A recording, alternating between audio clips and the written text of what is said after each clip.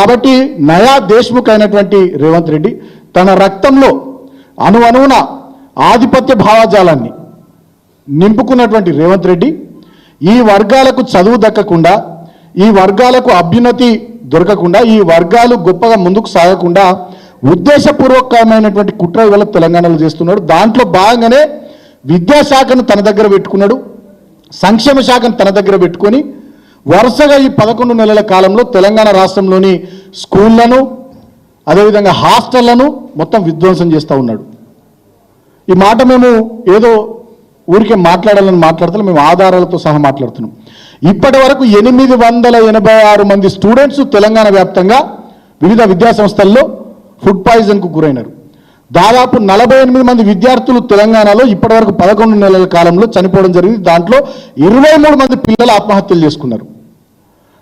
ఇంతకన్నా దుర్మార్గమైనటువంటి సంఘటనలు అసలు ఇప్పుడు దేశంలో ఎక్కడైనా జరుగుతున్నాయో ఆశ్చర్యం అనిపిస్తూ ఉంది. ఏం చేస్తూ ఉన్నారు వీళ్ళు అంటే మాకు అర్థమవుతున్నది ఒకటి ఈయన రక్తంలో ఉన్నటువంటి ఆధిపత్య భావజాలము, ఆ ధోరణి, దాంతో బలహీన వర్గాలు, దళిత గిరిజన మైనారిటీ అణగారిన వర్గాల పిల్లలకు చదువులు దక్కకుండా ఒక కుట్ర చేస్తూ ఉన్నాడు. రెండవది కార్పొరేట్ శక్తులు, కార్పొరేట్ వ్యక్తులు, కార్పొరేట్ సంస్థలతో ఈయన కుమ్మక్కైండు.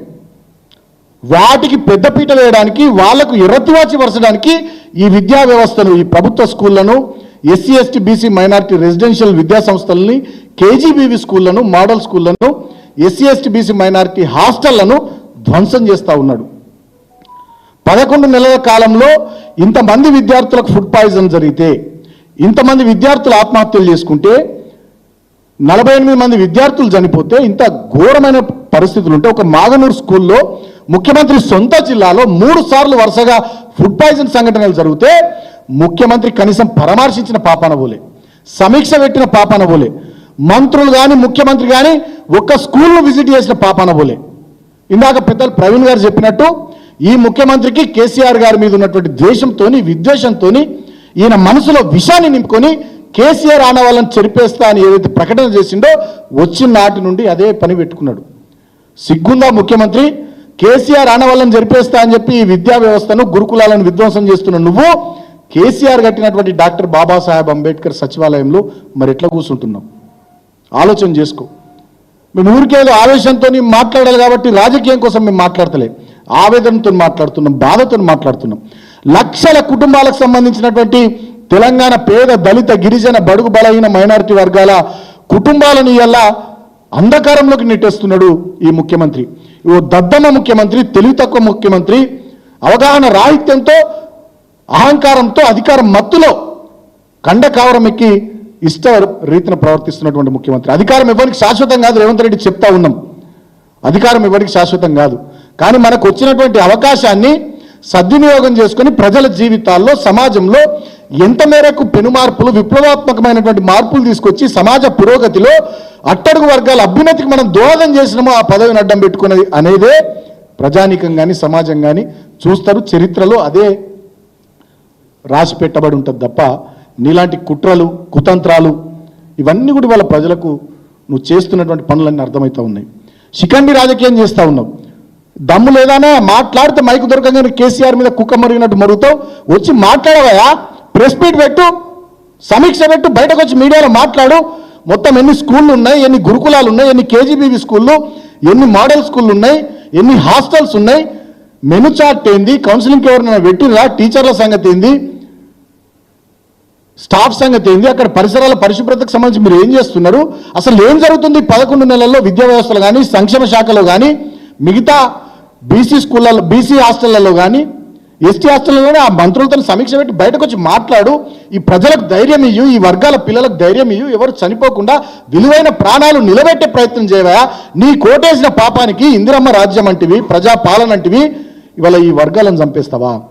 నీకేసిన ప్రతి ఒక్క ఓటు ఈ వర్గాలది, ఆ కుటుంబాల, ఆ పిల్లల మెడకు ఉరితాడు లెక్క చూడతావా ఆ ఓట్లను? ఎటుపోతున్నది వాళ్ళ తెలంగాణ? నేను ప్రజల్ని కూడా ఆలోచించమని కోరుతా ఉన్నా.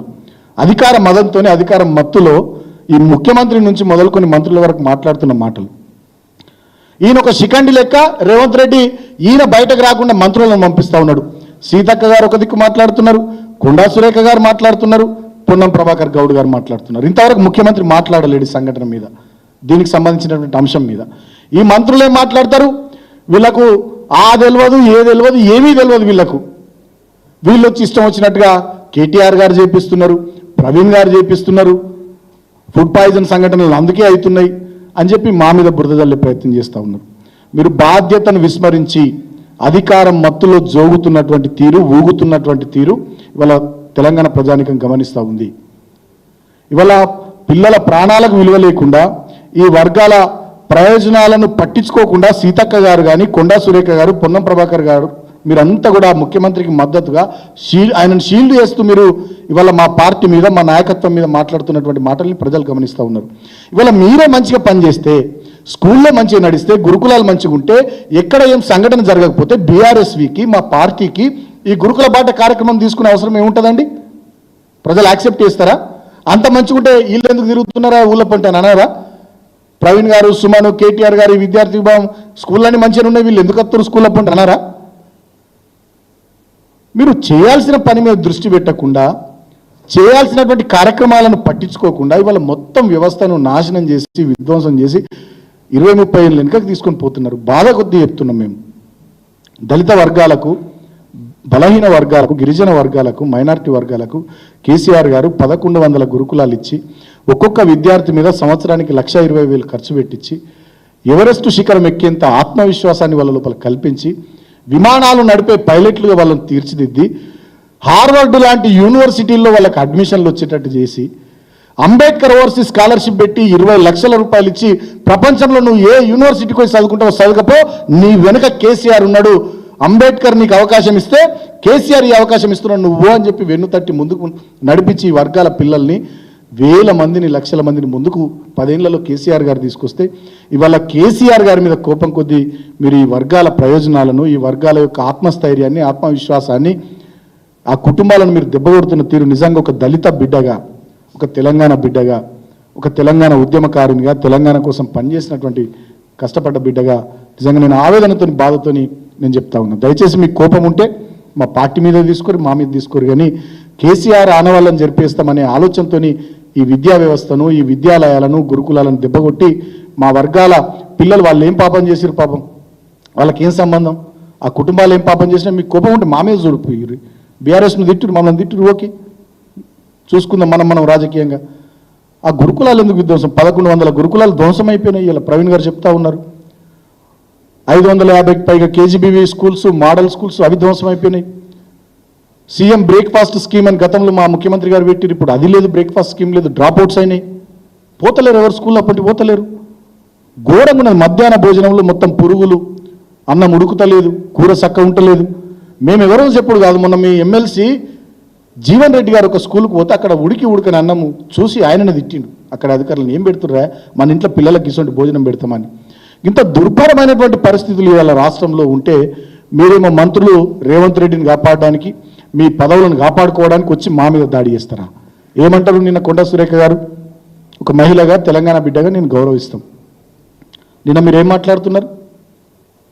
ప్రవీణ్ గారిని వారి మీద మేము కంప్లైంట్ ఇచ్చినమాట.